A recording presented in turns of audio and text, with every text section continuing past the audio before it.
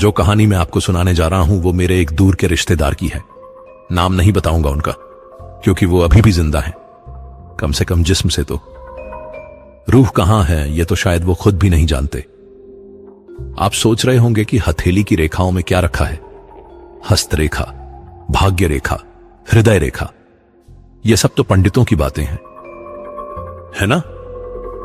पर जरा सोचिए, अगर किसी दिन आपकी हथेली पर एक ऐसी रेखा उभर आए जो पहले थी ही नहीं, एक ऐसी काली ठंडी रेखा जो बिना छुए, बिना खरोंच के अचानक प्रकट हो जाए, तो क्या करेंगे आप? अगर आप इस चैनल पर नए हैं तो प्लीज इसे सब्सक्राइब कर लें। ऐसी सच्ची और रहस्यमयी कहानियां हम आपके लिए लाते रहते हैं। और हां, कहानी खत्म होने पर कमेंट में जरूर बताइएगा कि कैसी लगी और आप किस शहर से सुन रहे हैं। आपका नाम भी लिखिएगा ताकि मुझे पता चले कि मेरी आवाज कहां कहां तक पहुंच रही है। तो चलिए शुरू करते हैं इस अजीबोगरीब कहानी को। मेरे वो रिश्तेदार जिन्हें मैं यहां विक्रम कहूंगा, वो महाराष्ट्र के एक छोटे से गांव सातारा के पास रहते थे। विक्रम की जिंदगी बहुत ही साधारण थी। मेहनत मजदूरी करते थे, खेतों में काम करते थे और किसी तरह घर चलाते थे। उनके हाथ खुरदुरे थे, कड़ी मेहनत के निशान से भरे हुए। पर हथेली की रेखाएं, वो तो बस साधारण थी। कोई विशेष भाग्य रेखा नहीं, कोई राजयोग नहीं, बस एक मेहनतकश इंसान की हथेली जिसमें संघर्ष और गरीबी के सिवा कुछ लिखा नहीं था। विक्रम की उम्र उस समय करीब 35 साल रही होगी। शादी हो चुकी थी, 2 बच्चे थे, एक बेटा और एक बेटी। पत्नी घर संभालती थी, पर कर्ज का बोझ इतना भारी था कि रात को नींद नहीं आती थी उन्हें। कभी कभार वो जुए में हाथ आजमा लेते थे, सोचते थे कि शायद एक बार किस्मत चमक जाए, पर किस्मत तो जैसे उनसे रूठी हुई थी। हर बार हारते और हर बार कर्ज और बढ़ जाता। साहूकारों के दरवाजे पर गिड़गिड़ाना, ब्याज चुकाने के लिए और कर्ज लेना, यही उनकी जिंदगी बन गई थी। धीरे धीरे शराब का भी सहारा लेने लगे ताकि दुख को थोड़ी देर के लिए भुलाया जा सके। पर दुख तो दुख है ना, वो तो नशे के बाद और भी तेजी से लौट कर आता है। बात उस साल की मई महीने की है। गर्मी अपने चरम पर थी, गांव में पानी की किल्लत थी और लोग दूर दूर तक कुओं की तलाश में भटकते थे। विक्रम को पता चला कि गांव के बाहर श्मशान के पास एक पुराना कुआं है जिसमें अभी भी पानी है। लोग उस कुएं से पानी नहीं लेते थे क्योंकि वो श्मशान के इतना पास था कि लोगों को लगता था वहां का पानी अशुद्ध है। पर विक्रम को क्या, उन्हें तो बस पानी चाहिए था। शाम ढलने के बाद जब सूरज की तपिश थोड़ी कम हुई, वो अपनी पत्नी को कहकर 2 मटके और रस्सी लेकर उस कुएं की तरफ निकल पड़े। श्मशान का रास्ता वैसे ही डरावना होता है ना? और जब शाम का धुंधलका हो तो डर दोगुना हो जाता है। विक्रम ने मुझे बाद में बताया था कि उस शाम कुछ अजीब सा लग रहा था। हवा भी जैसे रुक रुक कर चल रही थी। पेड़ों की छायाएं जमीन पर ऐसे लग रही थीं जैसे कोई खड़ा हो। पर उन्होंने सोचा कि यह सब दिमाग का वहम है और आगे बढ़ते रहे। कुआं सचमुच श्मशान के बिल्कुल पास था। चारों तरफ सूखी घास और जली हुई लकड़ियों के अवशेष बिखरे हुए थे। कुएं की दीवार पर काई जमी हुई थी और ऊपर से देखने पर गहरा अंधेरा दिखता था। विक्रम ने रस्सी में बाल्टी बांधी और नीचे फेंकी। पानी की आवाज आई, छपाक। उन्होंने रस्सी खींची, बाल्टी भरकर ऊपर आई। पानी ठंडा और साफ था। उन्होंने एक मटका भरा, फिर दूसरा। जब वो दूसरा मटका भरकर रख रहे थे तो अचानक उनके हाथ में कुछ ठंडा सा लगा। उन्होंने हाथ देखा, कुछ नहीं था। शायद पानी की छींटें लग गई होंगी, उन्होंने सोचा। पर वो ठंडक कुछ अलग थी, जैसे किसी ने ठंडी उंगली से छू दिया हो। बाईं हथेली पर, अंगूठे के नीचे वाले हिस्से पर। विक्रम दोनों मटके उठाकर घर की तरफ चल पड़े। रास्ते में अंधेरा हो चला था और उन्होंने जल्दी जल्दी कदम बढ़ाए। घर पहुंचकर मटके रखे और हाथ मुंह धोने चले गए। पत्नी ने खाना परोसा और जब वो खाने बैठे तो पत्नी ने उनकी हथेली की तरफ देखा और बोली, ये क्या है तुम्हारे हाथ पर? कहीं चोट तो नहीं लग गई? विक्रम ने हथेली देखी और सचमुच वहां एक पतली सी काली रेखा थी, बिल्कुल सीधी, अंगूठे के नीचे से शुरू होकर तर्जनी उंगली की जड़ तक। इतनी बारीक कि पहली नजर में लगे जैसे किसी ने काली स्याही से लकीर खींच दी हो।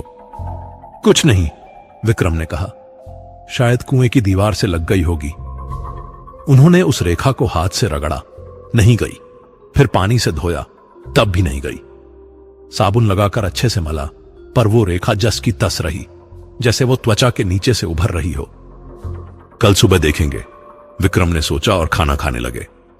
पर उनका मन बार बार उस रेखा की तरफ जा रहा था।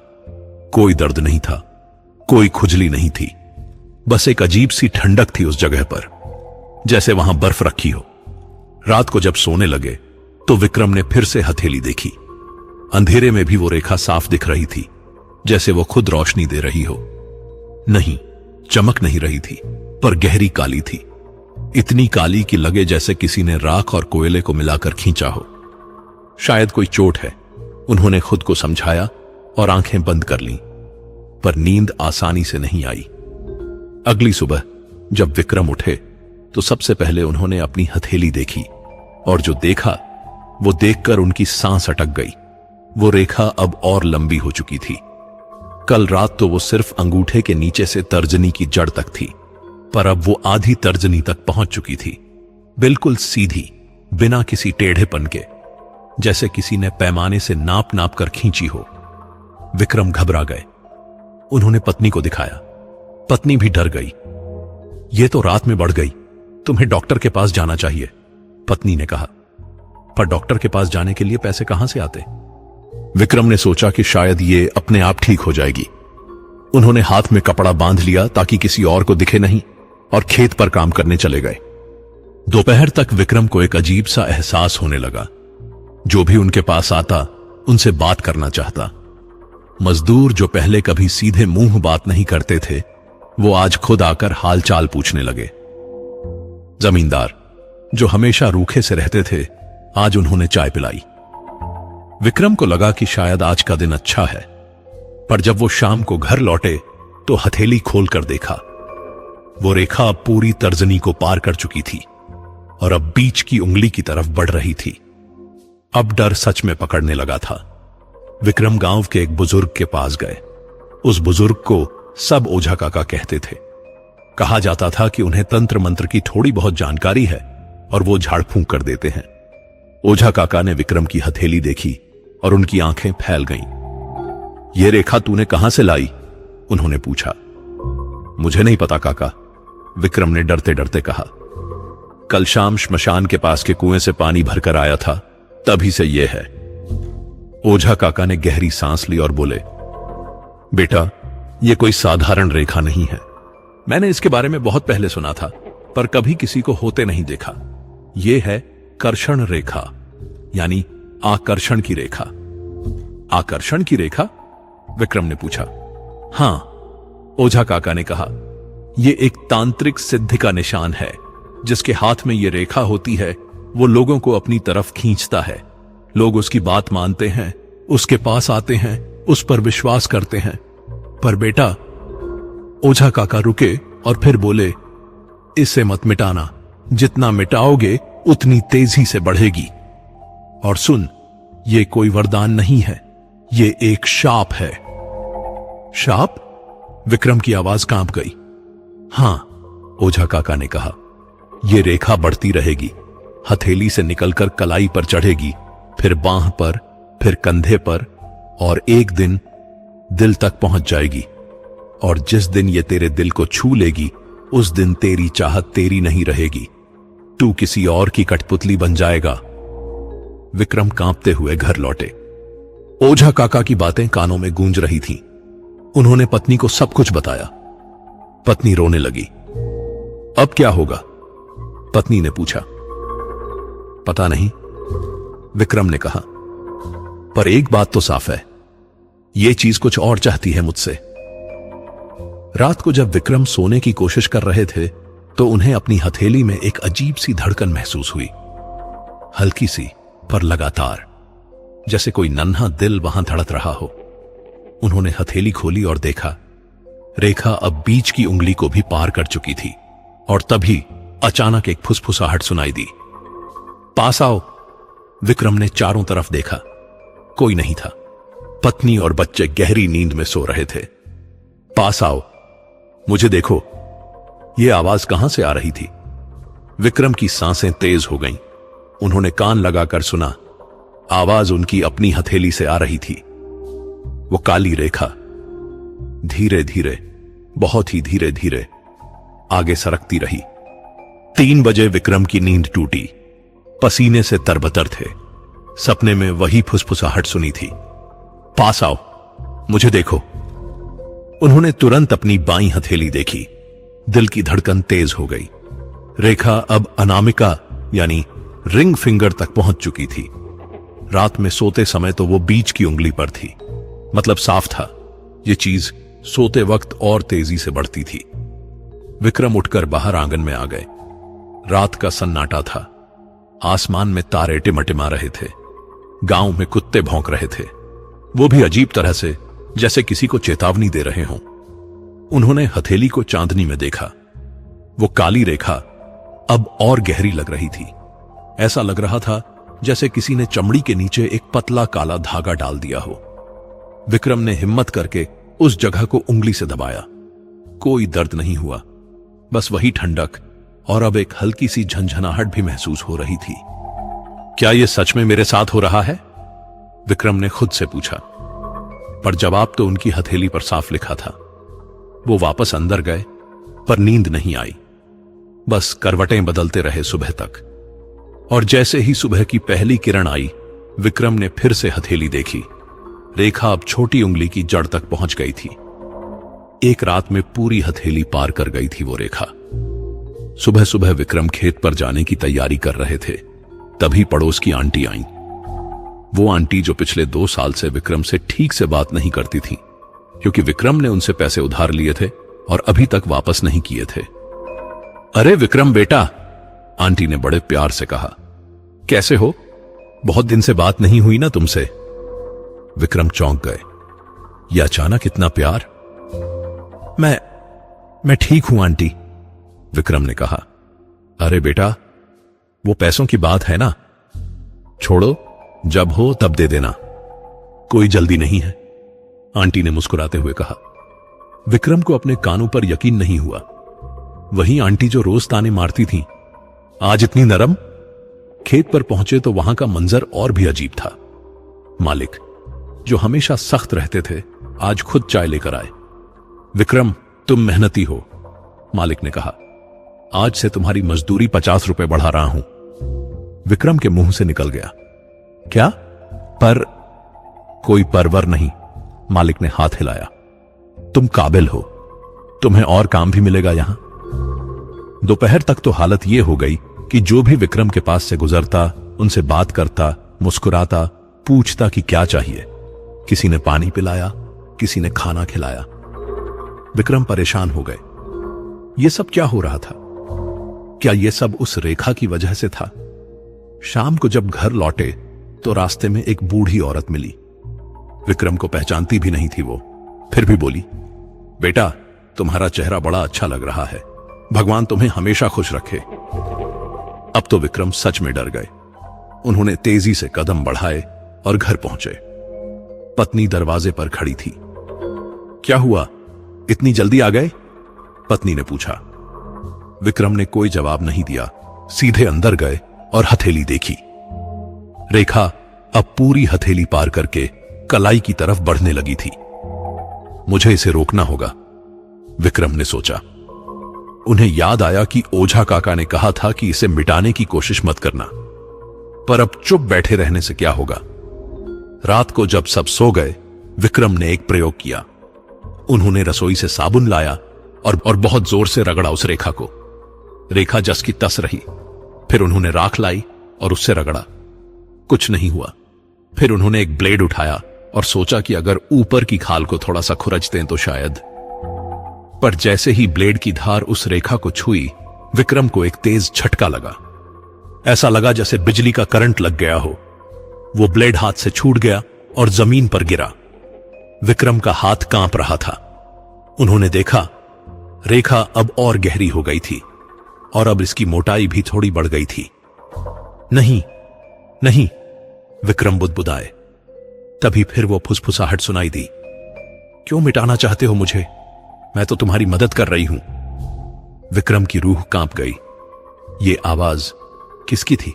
किसी औरत की या फिर किसी और चीज की? कौन हो तुम? विक्रम ने धीरे से पूछा। कोई जवाब नहीं आया, बस एक हल्की सी हंसी गूंजी, इतनी धीमी कि लगे जैसे हवा में घुल गई हो। अगली सुबह विक्रम बहुत थके हुए उठे। रात भर सोए नहीं थे। हथेली देखी, रेखा अब कलाई को पूरी तरह पार कर चुकी थी और अब बांह पर चढ़ने लगी थी। विक्रम की पत्नी ने नाश्ता बनाया था।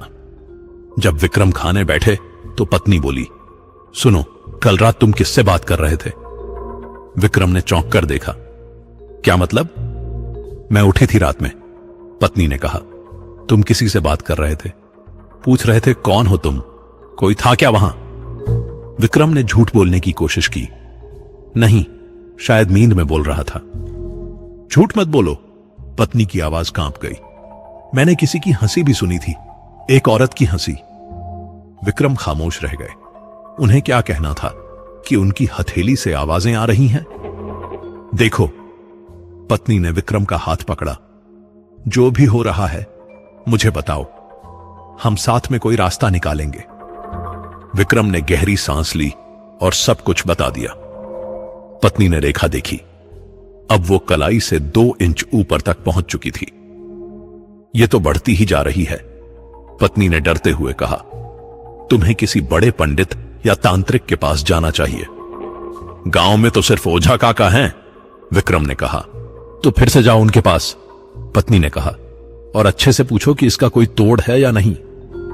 विक्रम दोपहर में ओझा काका के घर पहुंचे। ओझा काका बाहर बैठे थे, तुलसी की माला जप रहे थे। विक्रम को देखते ही बोले, आ गया? बढ़ गई रेखा? विक्रम ने हथेली दिखाई। ओझा काका ने देखा और माथा पीट लिया। तूने इसे मिटाने की कोशिश की ना? उन्होंने पूछा। विक्रम चौंके। आपको कैसे पता? रेखा की मोटाई बढ़ गई है, ओझा काका ने समझाया। जब भी कोई इसे हटाने की कोशिश करता है, यह और मजबूत हो जाती है। यह एक जीवित चीज है विक्रम, एक ऊर्जा है। इसे जितना दबाओगे उतनी उभरेगी। तो मैं क्या करूं? विक्रम की आवाज में गिड़गिड़ाहट थी। ओझा काका ने गहरी सांस ली। सुन, ये जो आकर्षण सिद्धि है, इसमें कुछ नियम है। पहला नियम, इसे जितना इस्तेमाल करोगे उतनी तेजी से बढ़ेगी। इस्तेमाल? मैं कुछ नहीं कर रहा, विक्रम ने कहा। पर यह खुद काम कर रही है, ओझा काका ने कहा। लोग तेरी तरफ खींचे चले आ रहे हैं ना, यह सब इसी का असर है। और जब भी कोई तेरी तरफ खींचता है, रेखा को ताकत मिलती है। विक्रम को अब समझ आया। मालिक का प्यार से पेश आना, पड़ोस वाली आंटी का कर्ज माफ करना, राह चलते लोगों का मुस्कुराना, सब इसी का कमाल था। और दूसरा नियम?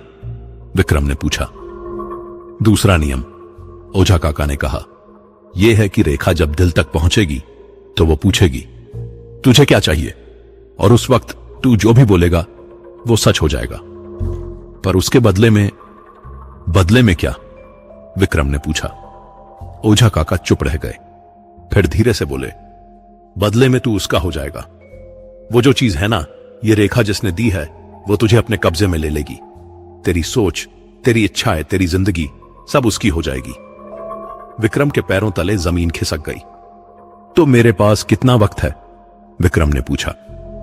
ओझा काका ने विक्रम की बांह देखी, फिर कंधे की तरफ देखा, फिर सीने की तरफ। अगर ये इसी रफ्तार से बढ़ी, उन्होंने कहा, तो 2-3 हफ्ते में ये तेरे दिल तक पहुंच जाएगी। और इसे रोकने का कोई उपाय? विक्रम ने पूछा। ओझा काका ने आंखें बंद की, कुछ देर सोचा, फिर बोले, एक रास्ता है, पर बहुत खतरनाक है। कोई भी रास्ता बताइए काका, विक्रम ने कहा। तुझे उसके पास जाना होगा जहां से यह रेखा आई है, ओझा काका ने कहा, यानी उस कुएं के पास। और वहां तुझे एक काम करना होगा, तुझे अपनी इच्छाओं को मारना होगा। मतलब? विक्रम समझ नहीं पाए। मतलब, ओझा काका ने समझाया, यह रेखा इच्छाओं से पलती है। लोगों की चाह, तेरी चाह, सबकी चाह से यह बढ़ती है। अगर तू अपनी सारी इच्छाओं को त्याग दे, पूरी तरह से शून्य हो जाए, तो शायद यह रुक जाए। कैसे? विक्रम ने पूछा। वहां बैठ, ध्यान कर और अपने मन से हर चाह निकाल दे। ओझा काका ने कहा, पैसे की चाह, सम्मान की चाह, खुशी की चाह, सब कुछ। और जब तू पूरी तरह खाली हो जाएगा तो रेखा को कुछ नहीं मिलेगा खाने को, वो अपने आप खत्म हो जाएगी। पर अगर मैं ऐसा नहीं कर पाया तो?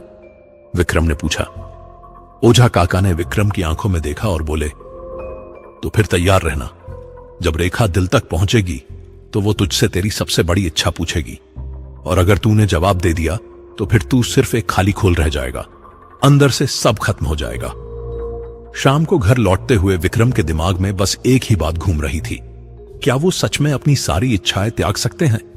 पैसे की चाह नहीं छोड़ सकते क्योंकि घर चलाना है। सम्मान की चाह नहीं, क्योंकि जिंदगी भर बेइज्जती झेली है। खुशी की चाह कैसे छोड़ें? यह तो हर इंसान की बुनियादी जरूरत है। रात को खाना खाते हुए विक्रम ने अपनी हथेली देखी। रेखा अब कोहनी के पास पहुंच रही थी और तभी फिर वो आवाज आई, तुम क्या चाहते हो विक्रम? इस बार आवाज साफ थी, एक औरत की आवाज, मखमली, मीठी, पर भीतर कहीं ठंडी। मैं कुछ नहीं चाहता, विक्रम ने डरते हुए कहा। हंसी गूंजी। झूठ, सब कुछ चाहते हैं, तुम भी चाहते हो। बोलो क्या चाहिए? पैसा, ताकत, सम्मान? नहीं, विक्रम ने जोर से कहा। ठीक है, आवाज ने कहा, फिर तुम्हारे पास वक्त है सोचने का, पर याद रखना, जब मैं तुम्हारे दिल तक पहुंचूंगी तो तुम्हें जवाब देना ही होगा। विक्रम की पत्नी ने उन्हें देखा। तुम किससे बात कर रहे हो? विक्रम ने कुछ नहीं कहा, बस अपनी हथेली को घूरते रहे, जहां वो काली रेखा अब एक जिंदा नस की तरह धड़क रही थी। विक्रम की आंख खुली तो देखा कि धूप पूरे कमरे में फैल चुकी थी। घड़ी में 10 बज रहे थे। इतनी देर से कभी नहीं सोए थे वो। पत्नी ने जगाया नहीं, शायद सोचा होगा कि थके हुए हैं, सोने दो। विक्रम ने हड़बड़ी में हथेली देखी। दिल की धड़कन तेज हो गई। रेखा अब कोहनी पार करके बांह के बीच तक पहुंच गई थी, और इस बार कुछ अलग था। रेखा के साथ साथ बांह की नसों में भी एक अजीब सी धड़कन महसूस हो रही थी, जैसे वो रेखा सिर्फ ऊपर नहीं बल्कि नसों के अंदर भी फैल रही हो। विक्रम ने हाथ हिलाया, धड़कन तेज हो गई। हाथ रोका, धड़कन धीमी हो गई। यह बात साफ थी कि अब यह रेखा सिर्फ एक निशान नहीं रही, यह उनके शरीर का हिस्सा बनती जा रही थी। तुम उठ गए? पत्नी दरवाजे पर आकर खड़ी हो गई। उसकी आंखों में चिंता साफ दिख रही थी। हां, विक्रम ने कहा, माफी, देर हो गई। कोई बात नहीं, पत्नी ने कहा, तुम कल रात बहुत बेचैन थे, पूरी रात करवटें बदलते रहे और कुछ बुदबुदा भी रहे थे। क्या बुदबुदा रहा था मैं? विक्रम ने पूछा। पत्नी हिचकिचाई, फिर बोली, तुम कह रहे थे, हां मैं चाहता हूं, मैं सब कुछ चाहता हूं, ऐसा कुछ। विक्रम के माथे पर पसीना आ गया। उन्हें कुछ याद नहीं था। क्या वो सपने में कह रहे थे या फिर उस आवाज ने कुछ पूछा था? मुझे कुछ याद नहीं, विक्रम ने कहा। पत्नी पास आकर बैठ गई। सुनो, तुम्हें सच में आज ही उस कुएं पर जाना चाहिए। ओझा काका ने जो बताया था वो करो, वरना यह चीज तुम्हें खा जाएगी। विक्रम ने सिर हिलाया। पत्नी सही कह रही थी। अब और देर करने का कोई मतलब नहीं था। नाश्ता करके विक्रम बाहर निकले। सोचा था कि सीधे उस कुएं की तरफ जाएंगे, पर पहले जरूरी सामान लेना था। एक लोटा, थोड़े फूल, अगरबत्ती। ओझा काका ने बताया था कि जगह को शुद्ध करना जरूरी है। बाजार पहुंचे तो फिर वही शुरू हो गया। जो भी दुकानदार मिला बड़े प्यार से पेश आया। अरे विक्रम भाई, आओ आओ, फूल वाले ने कहा। क्या चाहिए? थोड़े फूल दे दो, विक्रम ने कहा। लो भाई, ये ताजे गुलाब। फूल वाले ने एक बड़ा सा गुच्छा पकड़ा दिया। और पैसे मत दो, आज तुम्हारे लिए मुफ्त। नहीं नहीं, पैसे लो, विक्रम ने कहा। अरे भाई, तुम अच्छे इंसान हो, फूल वाले ने कहा। तुम्हारी शक्ल देखकर ही दिल खुश हो जाता है। बस रखो ये फूल। विक्रम परेशान हो गए। ये क्या हो रहा था? लोग इतने उदार क्यों बन रहे थे? अगली दुकान पर अगरबत्ती ली, वहां भी वही हाल। दुकानदार ने न सिर्फ अगरबत्ती मुफ्त दी, बल्कि साथ में कपूर और एक छोटा दिया भी दे दिया। भाई साहब, आपकी सेवा करके अच्छा लगा, दुकानदार ने कहा। तीसरी दुकान पर जब विक्रम पहुंचे तो वहां का आदमी तो उनके पैर छूने लगा। क्या कर रहे हो? विक्रम घबरा गए। साहब, पता नहीं क्यों, पर आप जैसे ही यहां आए मुझे लगा कि किसी महान इंसान से मिल रहा हूं। वो आदमी बोला, प्लीज मुझे आशीर्वाद दीजिए। विक्रम ने तुरंत हाथ खींचा और भागकर वहां से निकल गए। अब बर्दाश्त के बाहर हो रहा था यह सब। रास्ते में एक बच्ची मिली, छोटी सी, शायद 6-7 साल की। वो अपनी मां के साथ जा रही थी, पर जैसे ही विक्रम के पास से गुजरी, रुक गई। उसने विक्रम की तरफ देखा और फिर अपनी मां से बोली, मां, इस अंकल के हाथ में कुछ काला है। विक्रम का दिल धक से रह गया। क्या बोल रही है तू? मां ने बच्ची को डांटा। सच में मां, बच्ची ने कहा, इनके हाथ पर एक काली लकीर है और वो हिल रही है। मां ने विक्रम से माफी मांगी और बच्ची को लेकर चली गई, पर विक्रम सन्न रह गए। बच्ची ने देख लिया। कैसे? उन्होंने तो पूरी बांह ढकी हुई थी। बच्चे झूठ नहीं बोलते हैं ना, और मासूम बच्चों को कई बार वो चीजें दिख जाती हैं जो बड़ों को नहीं दिखती। दोपहर ढलने लगी थी जब विक्रम उस रास्ते पर चल पड़े जो श्मशान की तरफ जाता था। सामान हाथ में था, फूल, अगरबत्ती, कपूर, लोटा और एक छोटी सी चटाई भी ले ली थी बैठने के लिए। जैसे जैसे विक्रम श्मशान के पास पहुंचे, हवा ठंडी होती गई। अजीब बात थी, बाहर इतनी गर्मी थी, पर यहां एक अजीब सी ठंडक थी, ऐसी ठंडक जो हड्डियों तक पहुंच जाए। कुआं दिखा। दिन की रोशनी में भी वो उतना ही डरावना लग रहा था। चारों तरफ सन्नाटा था।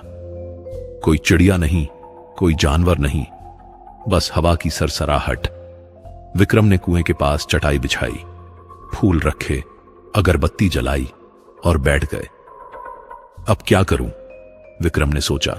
ओझा काका ने कहा था, अपनी सारी इच्छाओं को त्याग दो, पर कैसे? विक्रम ने आंखें बंद की और सोचना शुरू किया।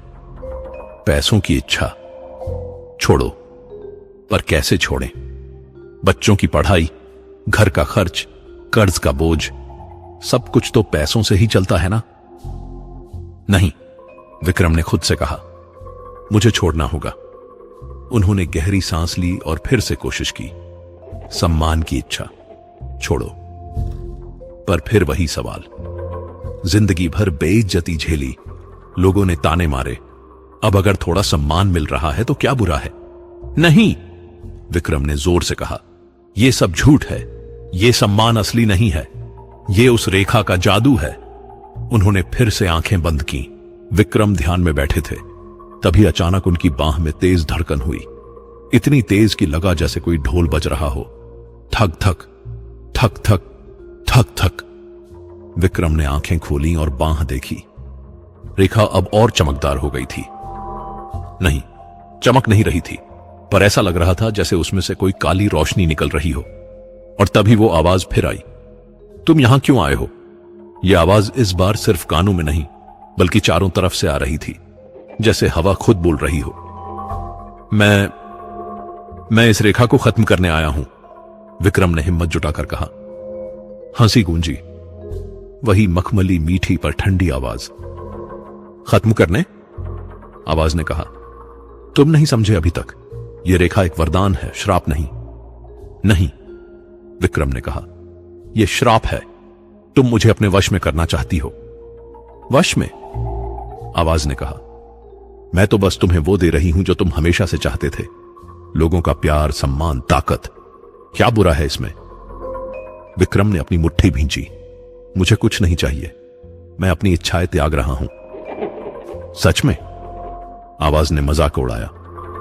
तो बताओ, अभी इस पल तुम क्या सोच रहे हो? विक्रम चुप रह गए। सच कहें तो वो सोच रहे थे कि अगर ये रेखा रह गई तो कितना अच्छा होगा। लोग उनका सम्मान करेंगे, पैसे की कमी नहीं होगी, घर में खुशी होगी। देखा, आवाज ने कहा, तुम झूठ बोल रहे हो खुद से। तुम चाहते हो ये सब, हर इंसान चाहता है। नहीं, विक्रम ने चिल्लाकर कहा। ठीक है, आवाज ने कहा, तो फिर साबित करो, अपनी सबसे बड़ी इच्छा बताओ और फिर उसे त्याग दो। विक्रम ने गहरी सांस ली। उनकी सबसे बड़ी इच्छा क्या थी?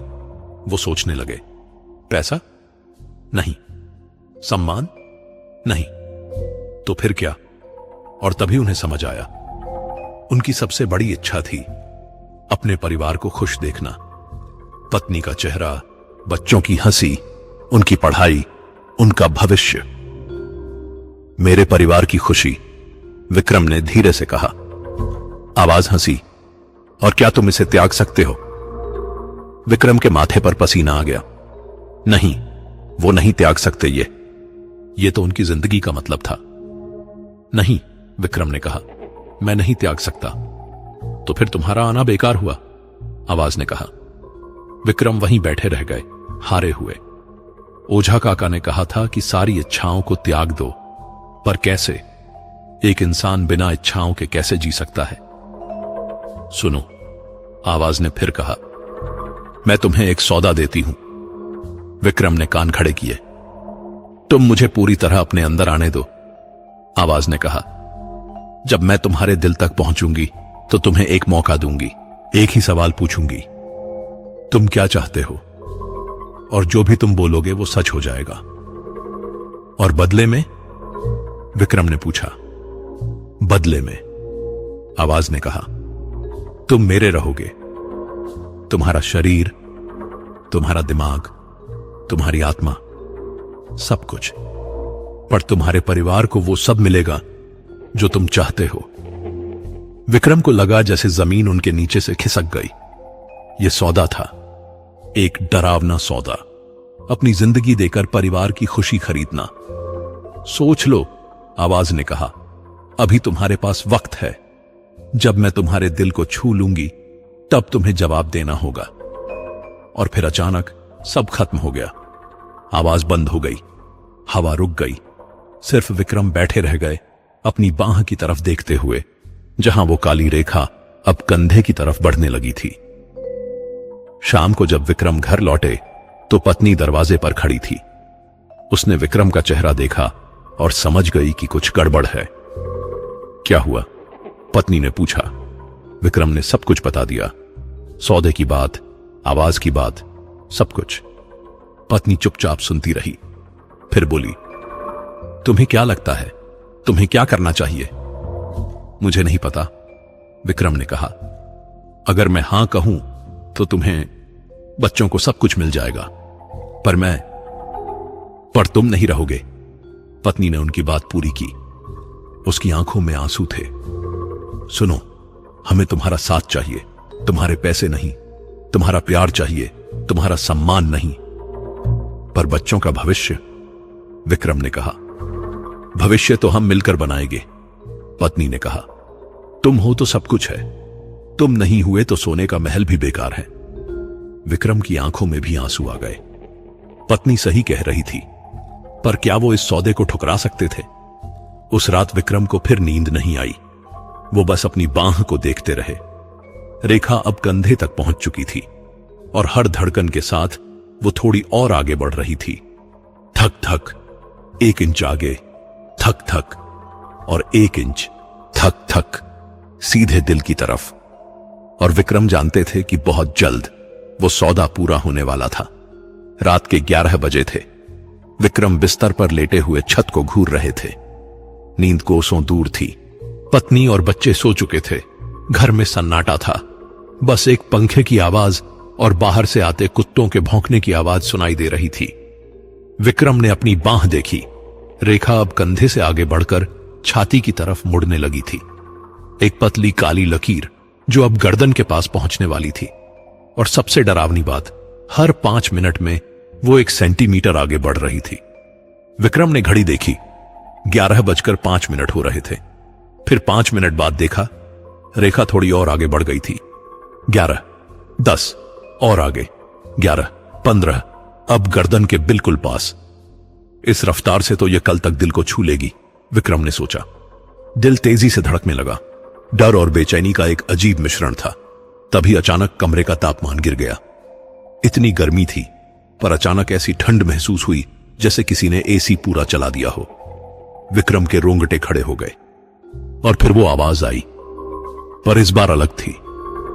विक्रम, ये सिर्फ आवाज नहीं थी, ये एक फुसफुसाहट थी, बिल्कुल उनके कान के पास से, जैसे कोई लेटा हो उनके बगल में।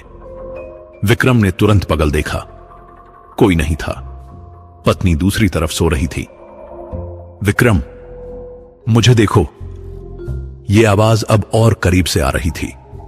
विक्रम की सांसें तेज हो गईं। कौन हो तुम? विक्रम ने धीरे से पूछा। मैं वो हूं जो तुम्हारे अंदर आ रही हूं, आवाज ने कहा। तुम्हारी नसों में बह रही हूं, तुम्हारे दिल की धड़कन में घुल रही हूं। मुझसे दूर रहो, विक्रम ने कहा। हंसी गूंजी, इस बार बहुत करीब से, इतनी करीब कि लगा जैसे कोई उनके कान में फूंक मार रहा हो। दूर, पर मैं तो तुम्हारे भीतर हूं, आवाज ने कहा। देखो, अपनी बांह देखो, मैं कितनी करीब आ गई हूं। विक्रम ने बांह देखी और जो देखा उससे उनकी चीख निकलते निकलते रह गई। रेखा अब सिर्फ एक लकीर नहीं रही थी, उसके अंदर कुछ हिल रहा था। जैसे किसी पतली नस में खून बह रहा हो, वैसे ही उस रेखा में कुछ काला गाढ़ा पदार्थ बह रहा था, धीरे धीरे, लगातार, दिल की तरफ। विक्रम को नहीं पता कब उनकी आंख लग गई। शायद डर और थकान ने उन्हें सुला दिया, पर जो सपना उन्होंने देखा वो किसी भी बुरे सपने से भी ज्यादा डरावना था। विक्रम खुद को उसी कुएं के पास पाया, पर यह दिन नहीं था, रात थी। अमावस की काली रात। चांद नहीं था, तारे नहीं थे, बस घना अंधेरा था। कुएं के पास कोई खड़ा था, एक औरत, या शायद औरत जैसी कोई चीज। उसका चेहरा नहीं दिख रहा था, क्योंकि उसके लंबे काले बाल पूरे चेहरे को ढके हुए थे। उसकी साड़ी भी काली थी और वो बिल्कुल स्थिर खड़ी थी। हवा चल रही थी, पर उसके बाल नहीं हिल रहे थे।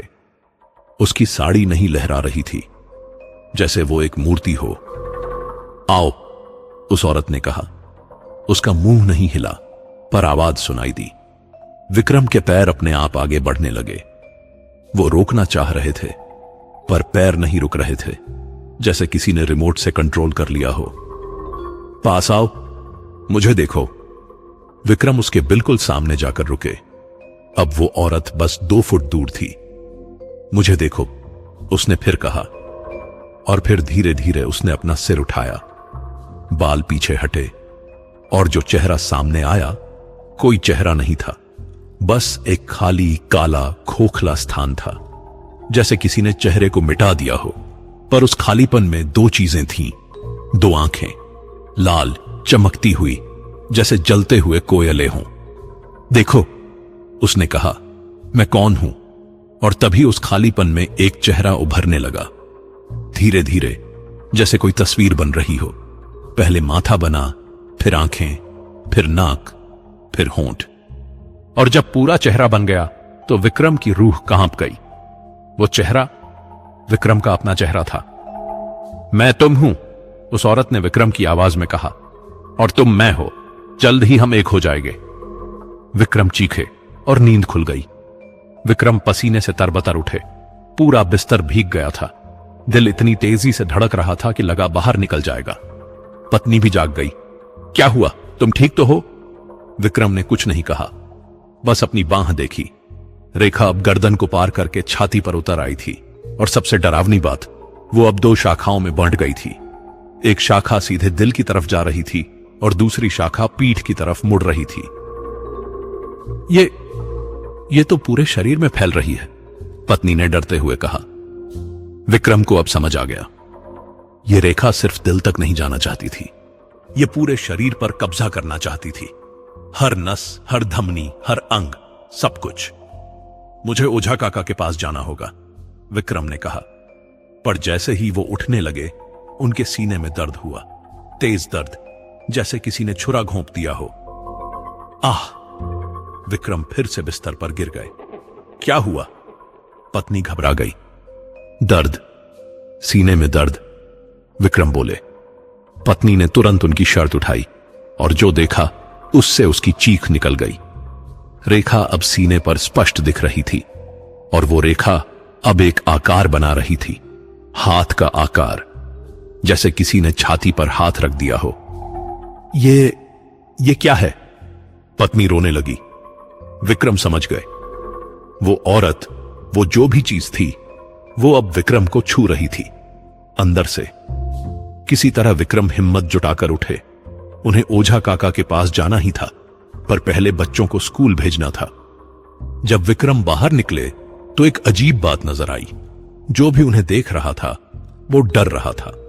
पहले लोग उनकी तरफ खिंचे चले आते थे, पर आज लोग उनसे दूर भाग रहे थे। पड़ोस की आंटी ने दूर से देखा और तुरंत घर के अंदर चली गई। रास्ते में एक बच्चा रो पड़ा जब विक्रम उसके पास से गुजरे। एक कुत्ता जो हमेशा विक्रम से प्यार से मिलता था, आज भौंकने लगा और फिर दुम दबाकर भाग गया। क्या हो रहा है? विक्रम ने सोचा, और तभी उन्हें याद आया। उस बच्ची ने कहा था कि उनके हाथ पर कुछ काला है जो हिल रहा है। क्या अब वो चीज इतनी बढ़ गई थी कि लोगों को महसूस होने लगी? विक्रम तेजी से ओझा काका के घर की तरफ चल पड़े, पर रास्ते में उन्हें एक और अजीब अनुभव हुआ। एक गाय सड़क पर खड़ी थी। विक्रम उसके पास से गुजरे तो गाय ने अचानक ची ची करके उन पर हमला करने की कोशिश की। विक्रम ने खुद को बचाया और भाग गए। जानवर उन्हें महसूस कर रहे थे। वो जान रहे थे कि विक्रम के अंदर कुछ गलत है। ओझा काका के घर पहुंचे तो देखा कि दरवाजे पर एक बड़ा सा तिलक लगा हुआ है और दरवाजे के दोनों तरफ नीम की पत्तियां बंधी हुई हैं। विक्रम ने दरवाजा खटखटाया। कौन?